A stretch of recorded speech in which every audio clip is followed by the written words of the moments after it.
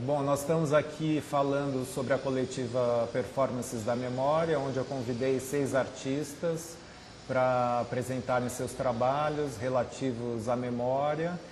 Além dos performers, o Saulo de Tarso, que trabalhou no sábado passado numa performance pela rua e finalizou aqui na galeria. E hoje nós temos a Luana Gimenez também dançando na calçada, na Rua da Glória.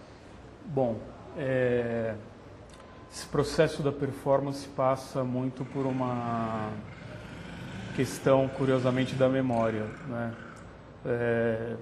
Quando, muito antes dessa persona do Zelig Allen nascer, eu fiz um trabalho, fui aluno e depois acabei fazendo um trabalho com o Renato Cohen, e algumas das coisas que marcaram muito o meu processo de formação passam pela questão da deriva, da sincronicidade, da memória, do olhar, do abandonar a si mesmo para ser si mesmo novamente, da questão daquilo que a gente encontra por uma vida ligada ao parentesco, as relações que a gente tem e também aquilo que a gente consegue trazer xamanisticamente para dentro da nossa trajetória, né? E talvez até devolver isso um pouco para o mundo. Então o Zelig é uma figura que tem um embate com a questão da política que cerca o universo da arte, né? A arte, que é uma coisa politicamente nada correta e que sempre é produzida por grupos humanos que questionam todos os limites possíveis e imagináveis, que são contrários a uma livre expressão ou à liberdade ou à construção eterna dessa expansão da memória, né?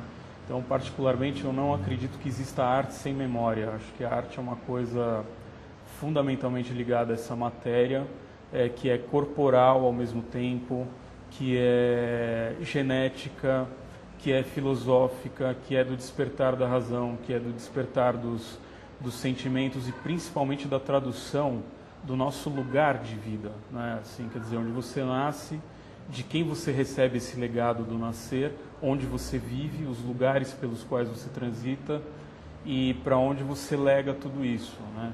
Então, acho que assim, o alcance da performance ele é muito subjetivo, objetivo e talvez até objetivo no seguinte sentido: quem faz performance, além de dar essa escapulida que a Mônica colocou, é alguém cujo outro, né, que está diante dele nunca vai saber se em algum momento esse outro estava performando ou se estava simplesmente sendo aquilo que é como pessoa, como criador ou como artista, né?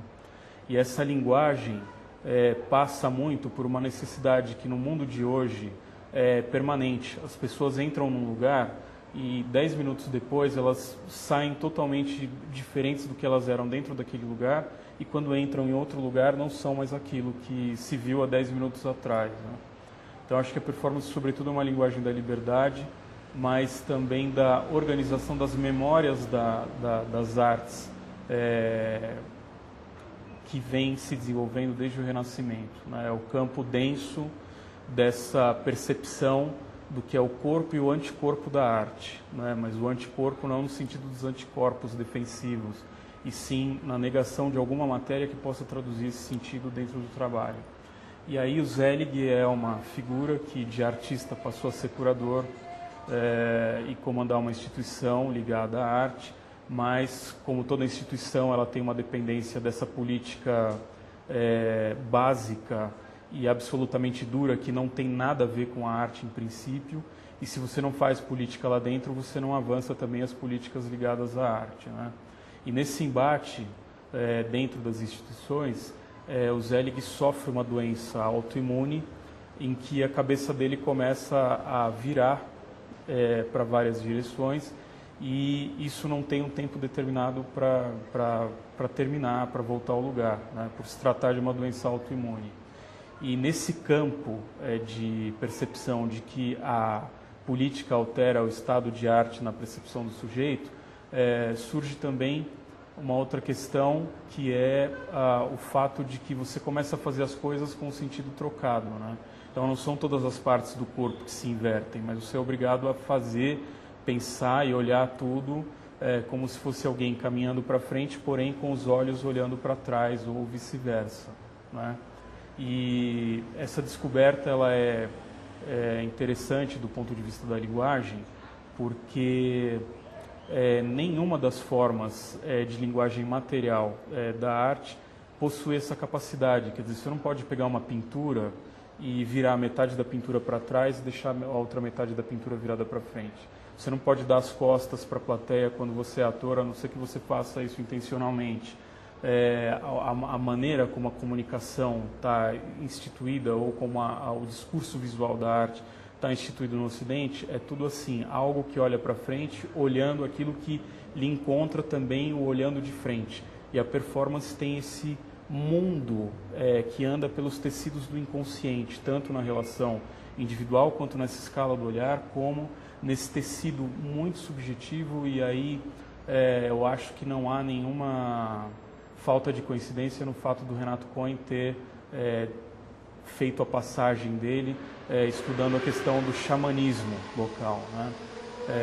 Então esse tecido xamânico, que é do próprio poder gerador da arte, ele de tempos em tempos reaparece refazendo os artistas, e só se refaz artistas de fato coerentemente com um tempo que vai ser novamente traduzido e voltar para esse campo da arte, quando a memória da arte em si, de todas as épocas, ela é pulsante, e esse sujeito, ao invés de ter as escapulidas da memória, ele tem uma pulsação presente. Quer dizer, eu acho que o artista que realmente transforma as coisas é aquele que, em 100% do seu tempo de vida, consegue 101% do tempo ficar praticando essa memória, né?